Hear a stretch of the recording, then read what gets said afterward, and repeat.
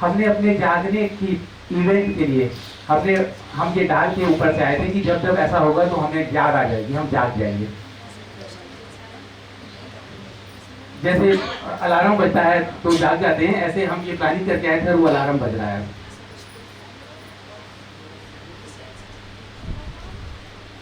इससे ज्यादा चिंता ना करें कि अब तक हम लेट हो गए या अभी तक हम ह्यूमैनिटी सो रही थी, कोमा में थी, इतनी डीप स्लीप में थी कि almost it was like a coma.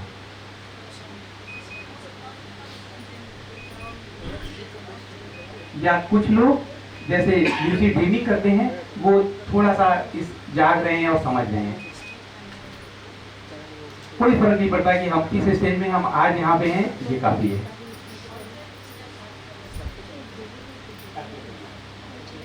आज जो है सबके लिए जागने का दिन हो सकता है,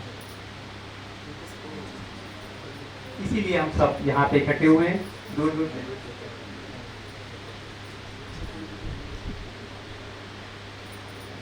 जैसे पिरामिड के स्ट्रक्चर होते हैं, बेस में बहुत चौड़ा वॉल्यूम होता है, उसका बीच वाला फेस और टॉप। हम अब उस फेस पे हैं, जो नीचे वाला फेस है ये तमस है। जो भी धरती पे हो रहा है वो देख रहे हैं, लेकिन वो समझ नहीं सकते, रिएक्ट नहीं करते। 3 सालों में महामारी हुई या जो इसके पहले की भी गुलामी है उसको कंप्रीहेंड ही नहीं कर सकते, दैट इज तमस। इसका जो बीच का हिस्सा है वो समझ रहे हैं, लेकिन कुछ तैयारी कर रहे हैं, कुछ को समझ में नहीं आ रहा क्या कर रहा है, that is the middle phase. हम और जो इसके ऊपर जो टॉप पे छोटा सा हिस्सा है, उनकी जिम्मेदारी है इस शिफ्ट को करना, एक ब्रिज बनाना, जिससे बाकी लोग उस पर चल के स्मूथली ट्रैवल कर सके।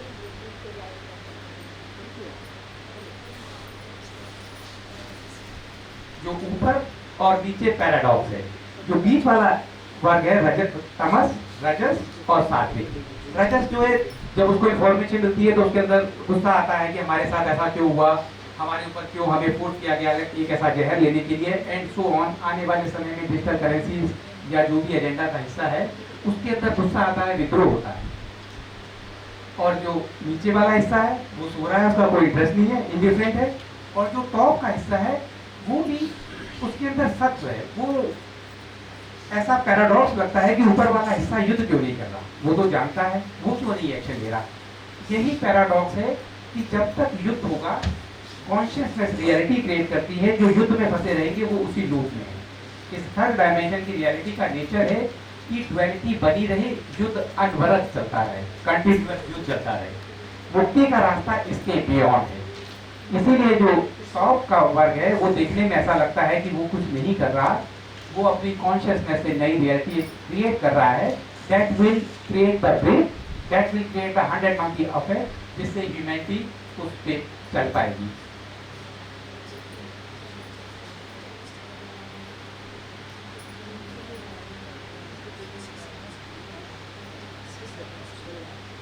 जो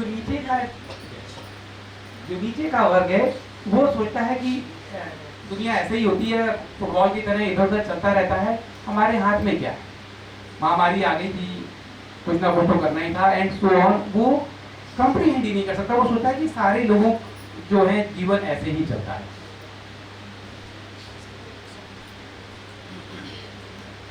बीच वाला वर्ग है, उसके पास इंफॉर्मेशन तो है,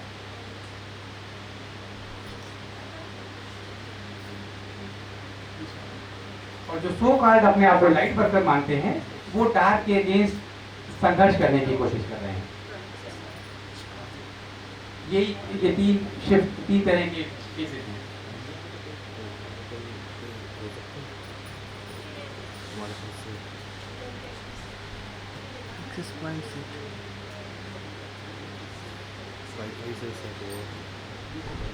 जो लाइट वर्कर हैं, जब भी कभी सुनते हैं कहीं पे इजराइल में मान लो उस समय हो रहा है, तो वो अपनी लाइट वहां से भेजते हैं, हम लाइट भेज रहे हैं।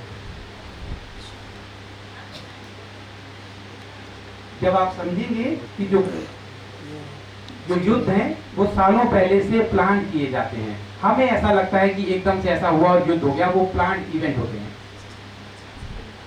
ये हम जिस युग में हैं, इसमें युद्ध जो है इंफॉर्मेशन का युद्ध है।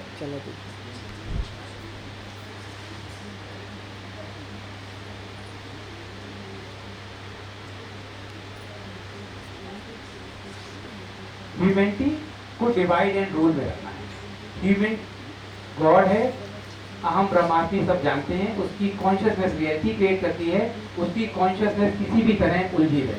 यही पर्पस है डिवाइड एंड रूल का, इसीलिए युद्ध प्लांट होते हैं और कराए जाते हैं फियर बेस्ड मैट्रिक्स में हम अभी तक थे।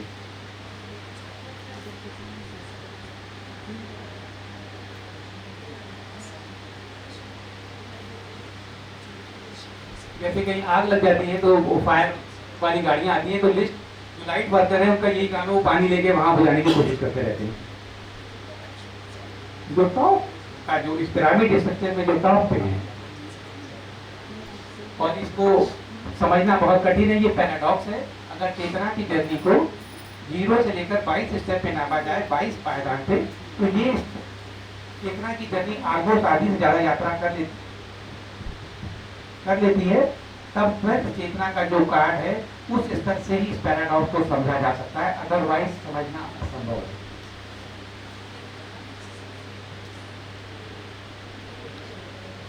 जो टॉप का जो वर्क है वो क्रिएट करता है, वो रियलिटी को बदलता है, वो न्यू रियलिटी को क्रिएट करता है, जो उसको जो मानवता के लिए या सबके लिए भेजनी है।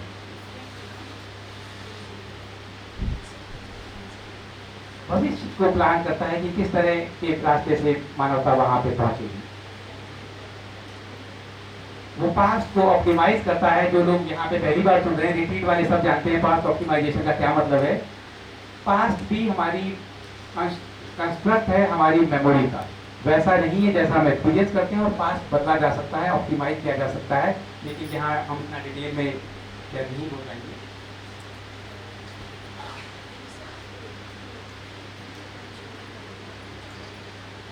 बहुत सारी जो युद्ध हैं बहुत पहले से प्लान करके होते हैं।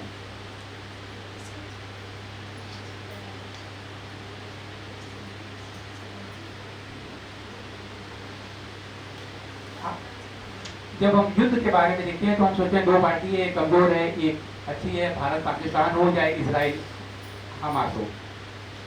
असल में दोनों की, वो दोनों मिलकर युद्ध करते हैं ह्यूमैनिटी को डर के बेस में रखने के लिए और उसमें उलझाए रखने के लिए।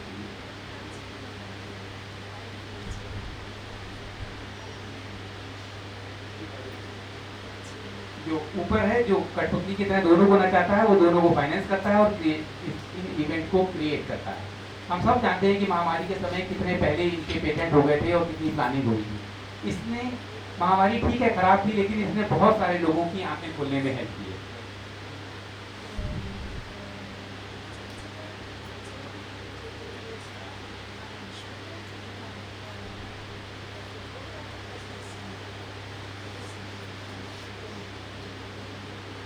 के दौर में यूएसए में स्कूल की एजुकेशन का हिस्सा था कि रशियन जो है कभी भी न्यूक्लियर वार अमेरिका के अगेंस्ट कर सकते हैं,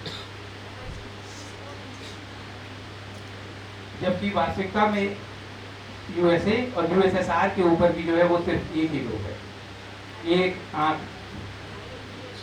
डिवाइड एंड रूल।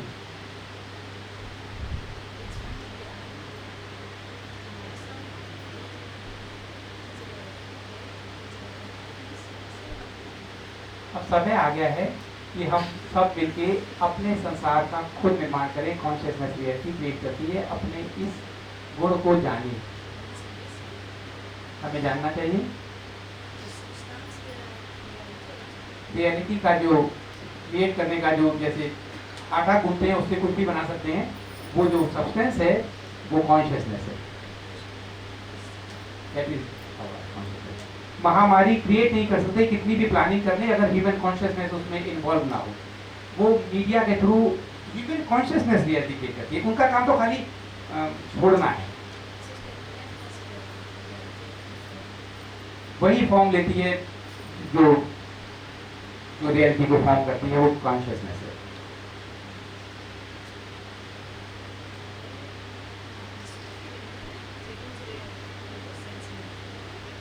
हमारी कॉन्शियसनेस को मैनिपुलेट करने में इतनी एनर्जी वो क्यों लगाते हैं और कितना ज्यादा खर्च क्यों करते हैं?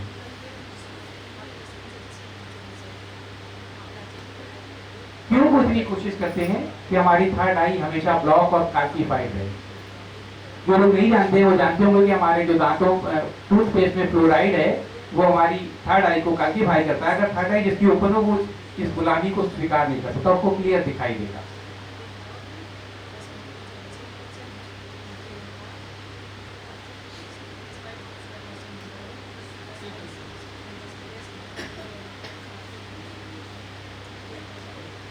ह्यूमैनिटी अपने आप में जब अपने पोटेंशियल को नहीं जान पाई है तो हमारा अभी तक सिर्फ 2.2% हमारे माइंड के न्यूरॉन विकसित हैं और हमारे जो डीएनए है वो सिर्फ 10% है, बाकी कहते हैं कि जंक है। हमें किसी मदद की जरूरत नहीं है। अगर ये 10% का 15 हो जाए और न्यूरॉन जो है 2.2 से 5% हो जाए तो ऑल टुगेदर डिफरेंट ह्यूमैनिटी होगी।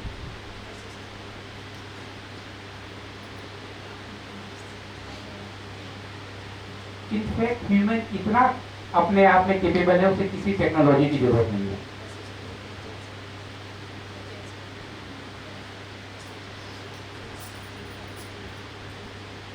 जैसे कोई किसी की टांग कट जाए और उसको एक आर्टिफिशियल लिम्ब लगा देते हैं, सेम वे में ह्यूमैनिटी को टांग काट के उसको टेक्नोलॉजी पे वो अपने आप को डिपेंडेंट मानती है। जानवर टेलीपैथी करते हैं और हमें मोबाइल की जरूरत पड़ती है।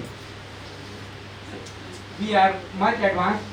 और जो जेलीफिश है उसको समुद्र में उसको उन्होंने साइंटिस्ट ने हर्ट किया, 51 टाइम्स उसको हर्ट किया और वो नीचे डाइव करती थी और जब वापिस आती थी वो सारे सेल रीजनरेट करके बेबी की तरह से सेल हो जाती थी। जो बीमारी है ये भी इल्यूजन है, क्योंकि हम अपनी पावर भूल गए, जो हमारा अंदर